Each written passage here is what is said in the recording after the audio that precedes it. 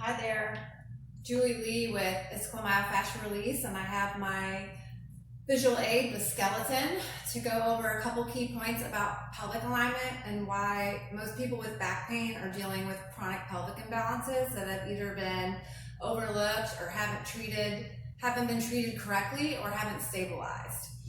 Okay, so a couple things about the pelvis. It rotates in three directions. It rotates forward, and backward, and up and down and left and right. So it's a sphere. This is fused by hardware, so it doesn't move as much as ours would. But one of the common things that I see is an anterior rotation. So this right ilia moves forward in space. It comes down like this. Can you notice what's happening to the lower back or the lumbar vertebrae when I do that? They get compressed. So this right here is an example of a protruding herniated disc. Usually it goes out the back when this type of movement is happening. As the pelvis moves forward, the disc is pushed out the back. So the hip flexors, the psoas complex, attaches here in the lower thoracic area, runs through the pelvic floor, and attaches right here on the hip.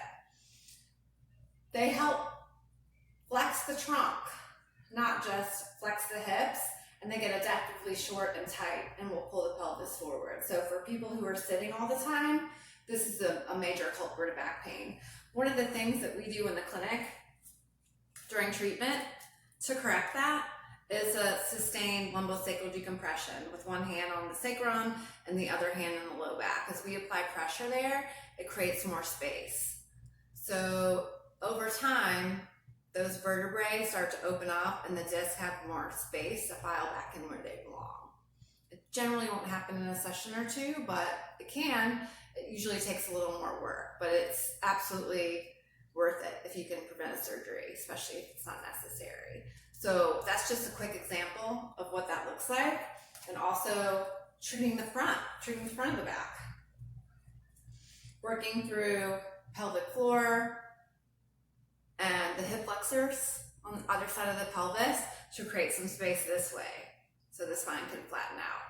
Otherwise, that severe lordosis will just persist. As soon as the person stands up off the table, pelvis rolls forward and that sort of thing, unless you're addressing the whole system. So you need to treat the front of the back, not just the back. Let me know if you have any questions. I'd love to hear your thoughts.